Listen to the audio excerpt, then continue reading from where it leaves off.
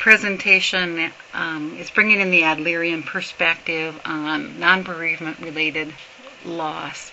I'm starting this section with a picture of a tornado. Outside forces hit us, and we can't control those outside forces. Those outside forces, like a tornado, hit us and cause us to experience loss.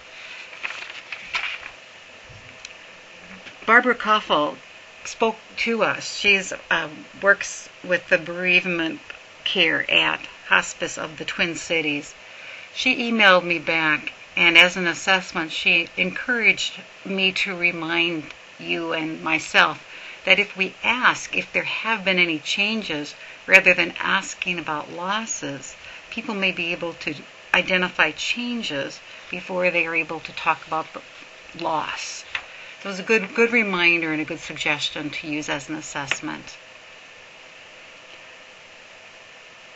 The case study that I'm going to bring into our presentation is from Adler Speaks, the lectures of Alfred Adler. These lectures were compiled and edited by Mark Stone and Karen Drexler. The case study that he uses in his lecture was a 30-year-old woman who had been married 6 months. She'd been a teacher and lost her job during the Great Depression. Her husband was also out of work, and against her will, she took a job as a clerk. Every day she had to take a subway to work. One day she became obsessed with the fear that if she didn't get out of her seat on the subway, she would die. Fellow workers took her home where she recovered from her anxiety. How would Adler assess this woman? In his lecture, he states that this woman was successful.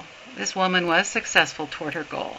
She moved from a point that she found humiliating to one that served to protect her against her fear of defeat. She found her job degrading, a complete moral defeat, a loss. In Adler's assessment, using her lifestyle, he determined or assessed that she was vain and haughty, extremely self-conscious, inactive, and her expressions of social interest were minimal. In short, Adler assessed that she had one of the varieties of the pampered lifestyle. Adler used dream analysis as well. Her dreams always had images of dead people.